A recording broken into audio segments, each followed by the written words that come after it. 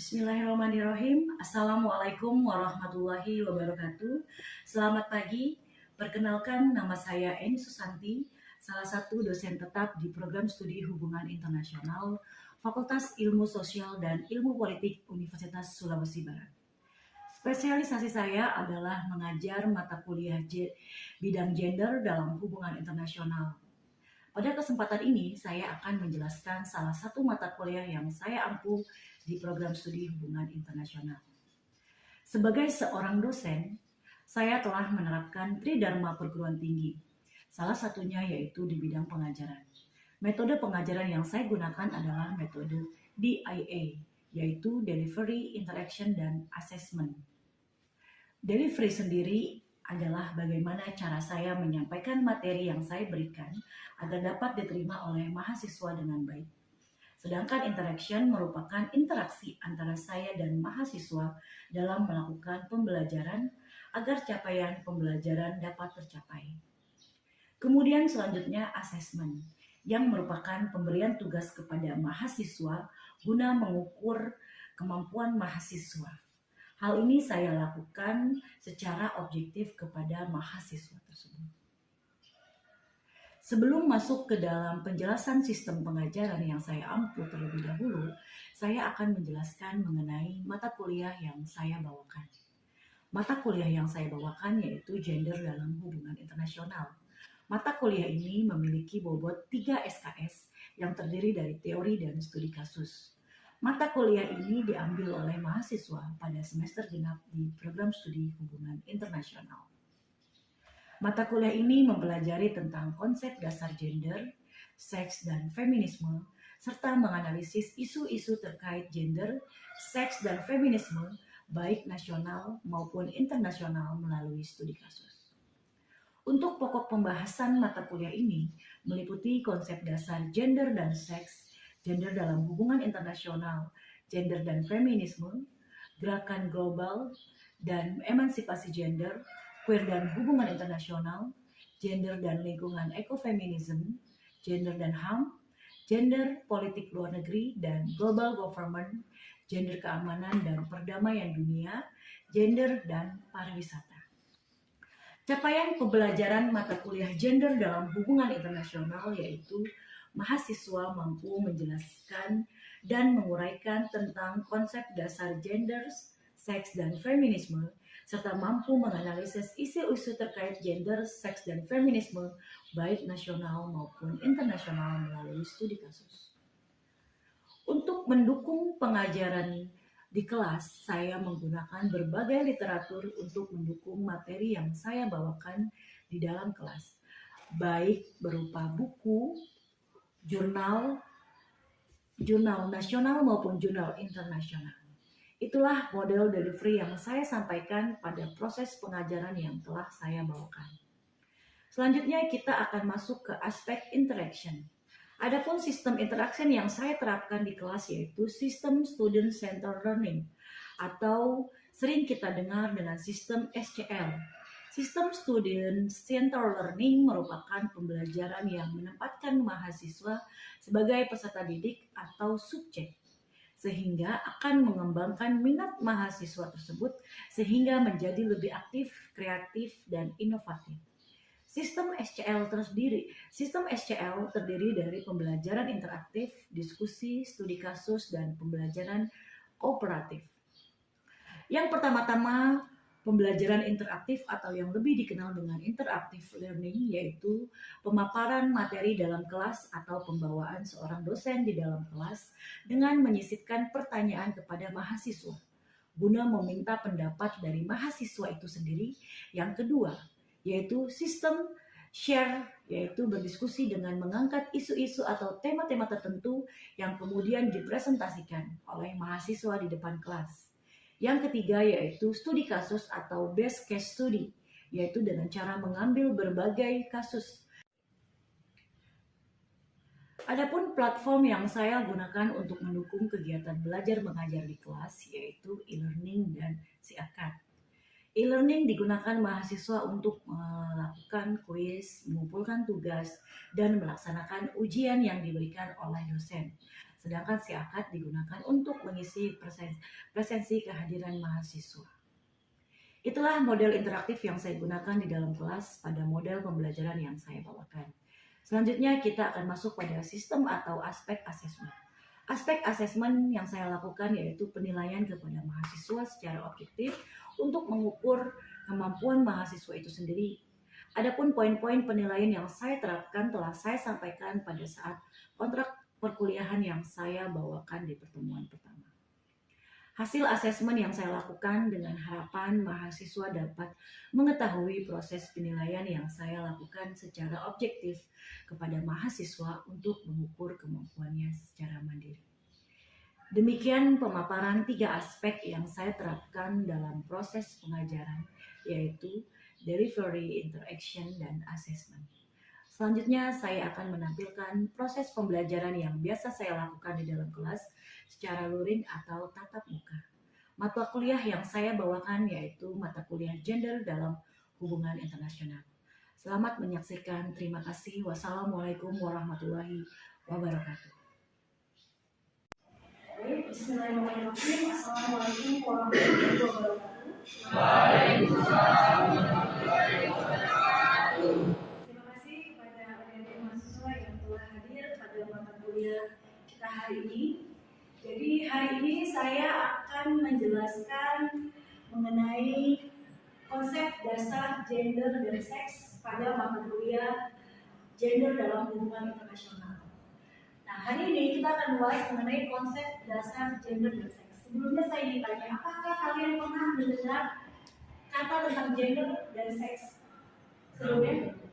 Nah, tahu ya, berarti bisa membedakan apa itu seks dan gender? Bisa?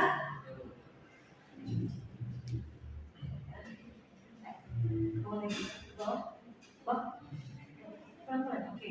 Nah, pokok pembahasan pertama yaitu mengenai seks dan gender, kemudian kenapa gender dipersoalkan, dan yang ketiga yaitu kekerasan terhadap perempuan.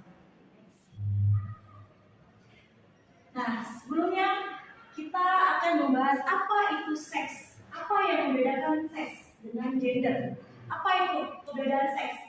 Ada yang tahu seks itu apa? Apa yang kalian pikirkan ketika mendengar kata seks?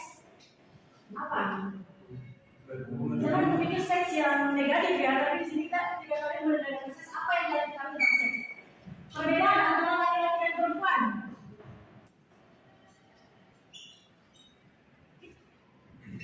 Ayo, di situ sudah ada. Perbedaannya apa? Seks itu kalau perempuan apa? Vagina. Kemudian ya. Terus rahim. Terus menstruasi. Kalau laki-laki kita mendengar kata seks apa tuh? Penis. Kemudian sperma. Ya. Nah, ini adalah yang dimaksud seks. Artinya seks itu adalah pemberian. Ya, itu adalah sesuatu pemberian dari Tuhan yang tidak bisa dirubah. Laki-laki bisa punya sel telur nggak? Ya. Tidak kan? Bisa melahirkan nggak? Ya. Artinya seks jadi sesuatu yang tidak bisa dirubah atau pemberian, kodrat. Kalau kalian mendengar kata misalnya perempuan itu kodratnya di rumah, di dapur, memasak, itu bukan kodrat. Itu adalah peran. Kodrat itu adalah sesuatu pemberian, yaitu misalnya vagina. Laki-laki punya vagina atau penis? Penis. Iya. Bisa dirubah nggak? Iya. Ya bisa kalau mau. Bisa gender gitu. Tapi kodrat ya. Jadi harus bisa membedakan mana itu kodrat, mana yang menjadi peran, gitu ya. Peran, kodrat, dan juga memang seks ya. Itu adalah perbedaan antara seks antara perempuan dan laki-laki. Jadi seks itu adalah sesuatu yang alamiah atau pemberian atau kodrat dari Tuhan. Kemudian next. Nah ini skema seks ya. Ini kita kalau bicara masalah gender dan kalau kita bahas masalah gender itu tidak negatif ya. Jadi kita bahas ini jangan negatif. Nah ini adalah skema seks laki-laki ya. Ini apa namanya? Penis. Ya. Nah kalau perempuan ini adalah vagina. Nah ini laki-laki penis. Nah itu juga macam-macam macam-macam, beda-beda kan. Ada yang bentuknya seperti ini. Nah, ada yang namanya intersex tadi. Pernah kalian berpikir intersex? Seperti Dorje gitu ya. Dorje itu kan dia mempunyai dua ya. Atau Aprilia Mananta tahu yang pemain aktif voli. Nah, dia itu kan punya dua jenis kelamin ya. Jadi antara perempuan atau laki-laki itu namanya intersex. Nah, makanya dia memutuskan untuk operasi kelamin dan dia memilih menjadi laki-laki, itu intersex ya. Nah, ini adalah skema seks. Jadi artinya seks itu adalah sesuatu pemberian dari Tuhan yang tidak bisa dirubah. Kalau memang ada masalah medis. Oke, next. Nah, seks itu berbeda dengan pemberian. Kemudian dia mengacu pada jenis kelamin. Dia bersifat biologis, menekankan pada kromosom dan alat reproduksi. Kemudian fisiknya dapat dirubah, tapi fungsinya tidak bisa. Kalau misalnya ada transgender seperti Roger, ya, dia mengubah, tapi secara reproduksi tidak bisa. Dia tidak punya, tetap tidak punya rahim ya, tidak bisa melahirkan. Mungkin secara fisik dia bisa merubah kelaminnya, tapi secara reproduksi tidak bisa. Okay, next. Nah, kemudian ketika kalian tadi sudah membahas apa itu pengertian seks. Nah, selanjutnya adalah apa yang terlintas ketika kalian mendengar kata perempuan gender. Apa yang pernah terlintas dari dalam pikiran kalian ketika mendengar kata perempuan? Biasanya perempuan itu apa? Tadi kan seks, sekarang kita lihat gendernya. Apa yang biasa kalian suka dengar? Perempuan itu memasak misalnya. Perempuan itu apa? Apa yang kalian dengar tentang kata perempuan secara gender? Peran. Perempuan itu apa? Apa? Tidak apa jawab aja. Ibu rumah tangga. Ibu rumah tangga, oke. Siapa namanya? Nah, terus apa lagi? Laki-laki itu apa? Kepala Tangga. Terus apa lagi? Ini tadi kita sudah membahas perbedaan seks ya. Seks itu ada secara biologis. Nah, ini sekarang kita membahas gendernya. Apa yang terlintas dalam pikiran kalian ketika mendengar kata perempuan? Tadi di rumah tangga. Terus apa lagi? Perempuan itu di rumah aja, memasak misalnya. Ya kan? Itu tadi sehari-hari. Apa lagi yang kalian terlintas dalam pikiran kalian tentang perempuan? Mengurus anak, apa lagi? Di rumah aja kan, gak usah jauh untuk membayangkan ketika kalian di rumah. Kalau laki-laki apa? Bekerja. Terus apa lagi? Apa? Ayo, gak usah malu-malu, jawab aja. Apa? Apa? Kenapa? Main game? Oke, gak apa-apa. Terus apa lagi?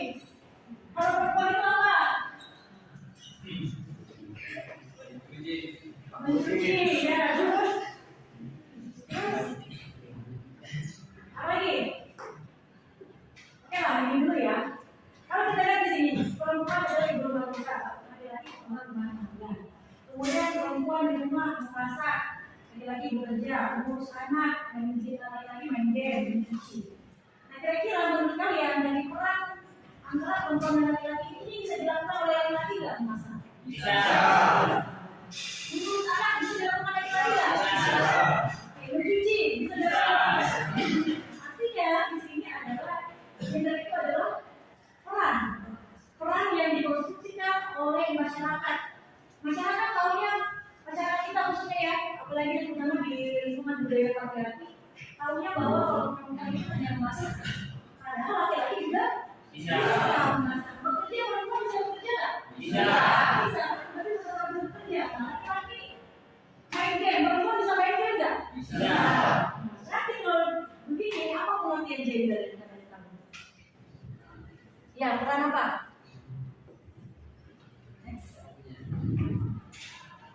Nah ini ya, tadi sifat perempuan.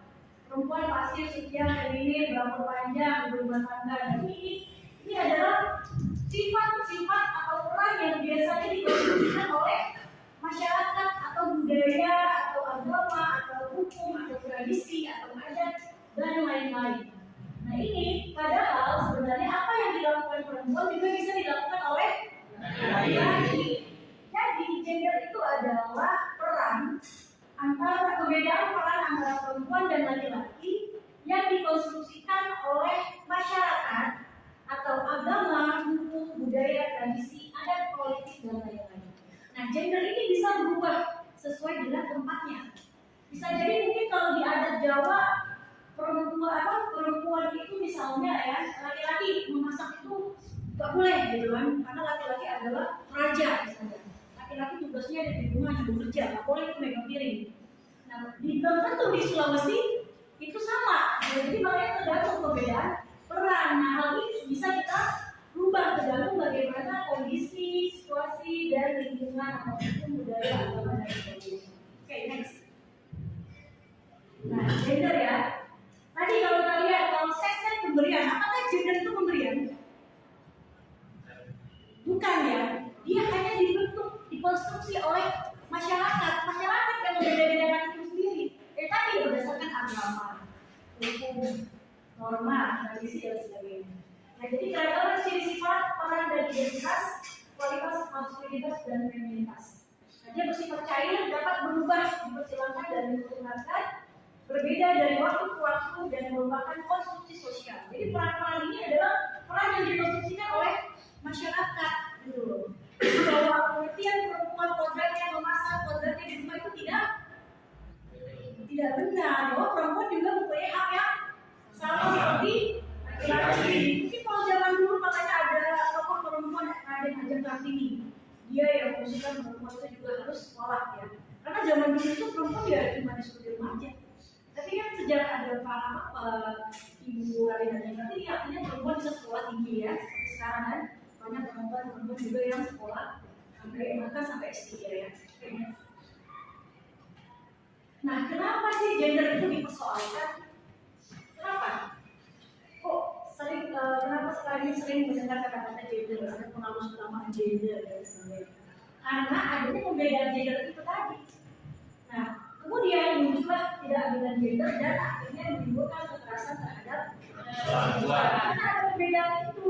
Padahal ini perempuan ini dia mau sekolah tapi tidak boleh karena perempuan itu kodratnya di rumah. Kamu nggak usah sekolah tinggi untuk apa? Ujung-ujungnya dapur sumur kasur, ya kan?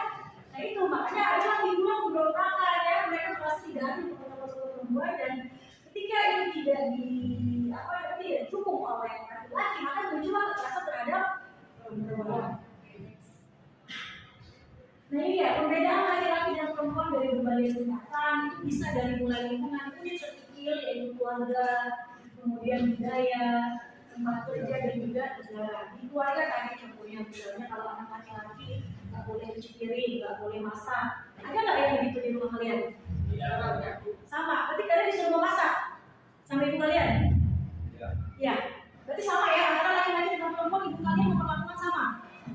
Ada nggak di sini yang dibeda-bedakan antara laki-laki dan perempuan oleh orang tua kalian? Ada. Oh gimana? Coba saya Ilham gimana? Kalau disuruh masak tidak perempuan. Tapi kalau dicuci disuruh bukan. Oh ya, tapi kalau masak tugasnya perempuan, kalau mencuci masih disuruh. Oke, yang lain ada nggak? Misalnya laki-laki kalau main game nggak diomelin, tapi kalau perempuan diomelin, gitu. Ada nggak? Jadi orang tua kalian tidak membeda-bedakan nih, sama saja. Bagus berarti di sini ya. Orang tuanya sudah menuruti peran gender ya. Oke, kemudian budaya juga terkadang ada dibeda-bedakan. Di tempat kerja juga misalnya. Perempuan itu biasanya sekretaris yang jadi pemimpin laki. Itu perbedaan. Padahal perempuan juga bisa jadi pemimpin ya, di negara juga. Presiden yang cocok perempuan. Padahal presiden juga perempuan juga bisa menjadi presiden dan sebagainya gitu ya. Oke, next. Nah ini contoh ya. Diskriminasi berbasis gender dalam berbagai tindakan dari keluarga. Perempuan tidak boleh bekerja setelah menikah, laki-laki lepas tanggung jawab merawat anak. Ini hal-hal contoh pembedaan peran di lingkungan keluarga, tempat kerja, budaya dan juga negara ini contohnya. Oke, kemudian next. Nah, lanjut adalah kekerasan terhadap perempuan. Jadi setiap tindakan berdasarkan perbedaan jenis kelamin yang berakibat atau mungkin akan berakibat kesengsaraan atau penderitaan perempuan secara fisik, psikologis dan seksual termasuk ancaman, paksaan, pembatasan kebebasan baik yang terjadi di depan umum maupun dalam kehidupan pribadi. Ini adalah pengertian kekerasan. Jadi ketika ada paksaan gitu ya, dan membedakan berdasarkan jenis kelamin. Tadi misalnya di tempat kerja perempuan tidak boleh jadi pemimpin karena dia tidak layak, karena dia perempuan baperan misalnya, itu tidak boleh, itu namanya kekerasan gitu ya. Kemudian juga misalnya di keluarga, kenapa tidak boleh sekolah, itu namanya kekerasan. Oke, karena dia perempuan tidak boleh sekolah ini. Next. Nah, ini adalah contoh data dari Komnas Perempuan tentang kekerasan terhadap perempuan dari tahun 2012 sampai 2021. Nah, ini tahun 2012 terjadi kekerasan terhadap perempuan sebanyak 13.135 kasus, dan di tahun 2021 ini meningkat. Ini adalah pada saat corona. Jadi pada saat pandemi, kekerasan terhadap perempuan justru meningkat. Oke, next. Nah, ini kekerasan di ranah personal atau rumah tangga. Nah, ini pelakunya biasanya keluarga ya, atau pacar atau pasangan orang terdekat, bisa juga orang tua. Ini kasus kekerasan. Biasanya kasus kekerasan di ranah personal atau rumah tangga yang ada pasangan suami ya. Suami, ini istri juga bisa melakukan kekerasan, gitu ya. Bukan cuma suami. Kalau kita bicara gender ini adil antara laki-laki dan perempuan. Bisa nggak istri melakukan kekerasan? Bisa, ya. Oke, ini adalah data kasus kekerasan seksual di ranah personal. Next.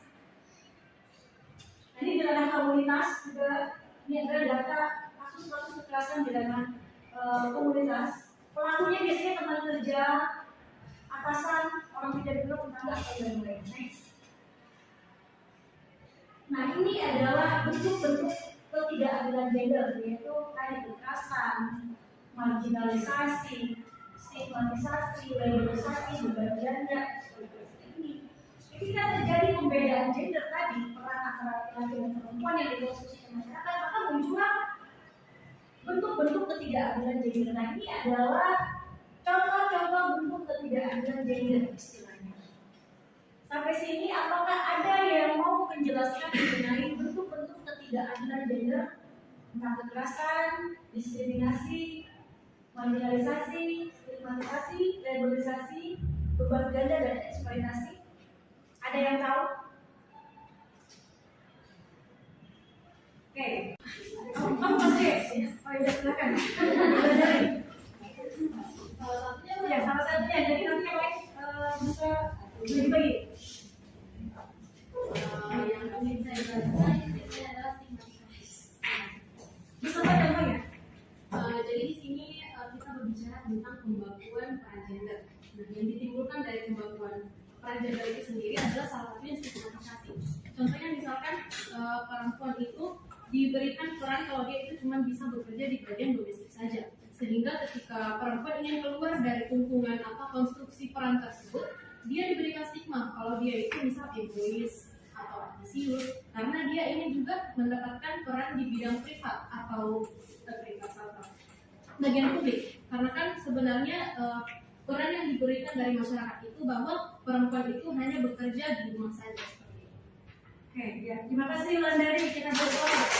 Ini akan menjelaskan selain stigmatisasi yang sudah dijelaskan oleh Wulandari. Ada marginalisasi, ada kekerasan, ada labelisasi, ada beban ganda, ada eksploitasi, dan ada diskriminasi. Siapa yang mau menjelaskan salah satunya? Kemarin saya sudah sekilas ya menjelaskan tentang beban ganda. Ada yang mau menjelaskan? Selain Wulandari. Mister. Ya.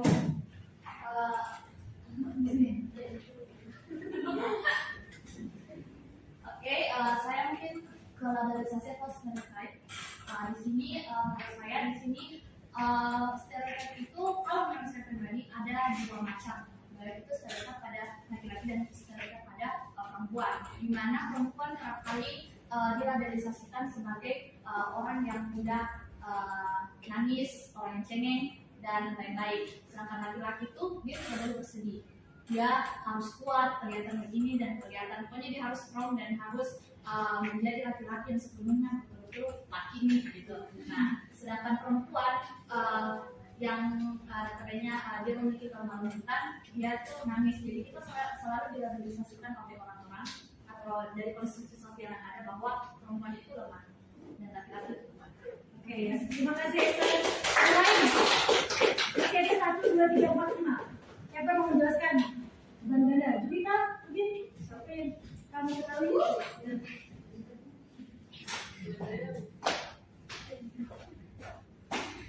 Oke, yang mau saya jelaskan itu mengenai kekerasan. Nah, kekerasan ini bisa dibilang tindakan kasar yang mana seseorang itu merasa marah baru itu melampiaskan dengan kekerasan. Nah, kekerasan ini bisa dilihat kasusnya seperti KDRT, kekerasan dalam rumah tangga, yang mana bisa saja sepasang suami istri itu melakukan tindak kekerasan begitu. Bukan saja suami istri yang melakukannya, ada juga yang misal seorang anak itu kayak dia tuh marah ke orang tuanya, misal dari kasih uang begitu, terus dia tuh kayak melakukan tindak kekerasan seperti itu yang bisa melukai fisik, bahkan sampai kena kayak gangguan mental seperti itu. Jadi itu saja. Ya, terima kasih Juwita. Yang lain? Masih video kita di sini sharing aja. Ayo, Medici mau yang mana? Anggota Desi atau Medici? Silakan anggota Desi atau Medici. Medici dulu.